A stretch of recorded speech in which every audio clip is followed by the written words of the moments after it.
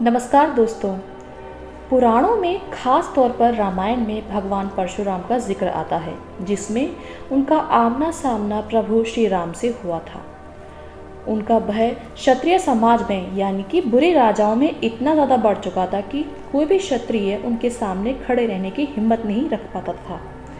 और इसी का कारण था कि वो 21 बार पृथ्वी को क्षत्रिय विहीन कर चुके थे।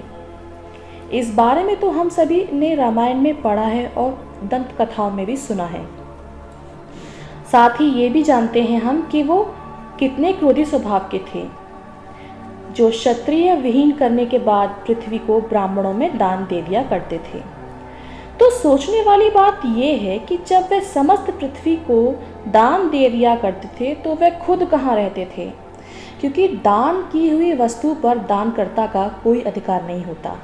जानेंगे आज इसी प्रश्न के उत्तर को, मगर उससे पहले यदि आपने अभी तक हमारे चैनल को सब्सक्राइब नहीं किया है तो प्लीज़ उसे सब्सक्राइब करें, ताकि भविष्य में भी आपको ऐसी ही रोचक जानकारियाँ सुनने को मिलती रहें। तो बिना देरी के दोस्तों आगे बढ़ते हैं। परशुराम, जिन्हें हम भार्गव राम, जमदग्नि राम और रामभद्र के नाम से भी जानते हैं, ऐसा माना जाता है कि सह्याद्री खंड में पौराणिक सप्तकोण वाले भूमि भाग को परशुराम जी की भूमि कहते हैं, क्योंकि इसे बनाने वाले भी वही थे। पुराणों के अनुसार पृथ्वी को ब्राह्मणों को दान देने के बाद जब उन्हें लगा कि अब उन्हें तपस्या के लिए जाना चाहिए, तो वह तपस्या कहाँ करें, क्योंकि कहीं कोई तपस्या करने के लिए स्थान की आवश्यकता तो हमें रहती ही है।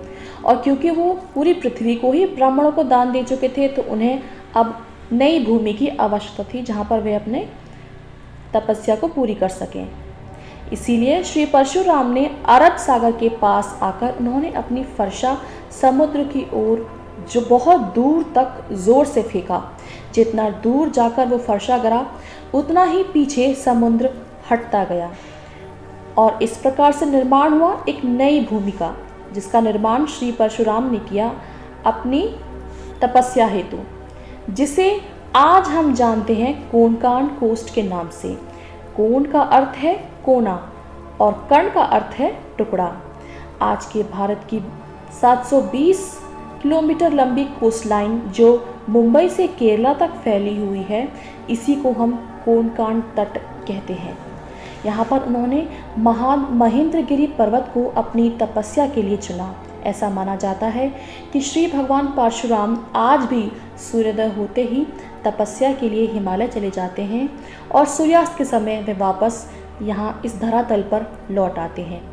आज इस जगह में बहुत से लोगों ने यहाँ पर एक मंदिर का निर्माण कराया है।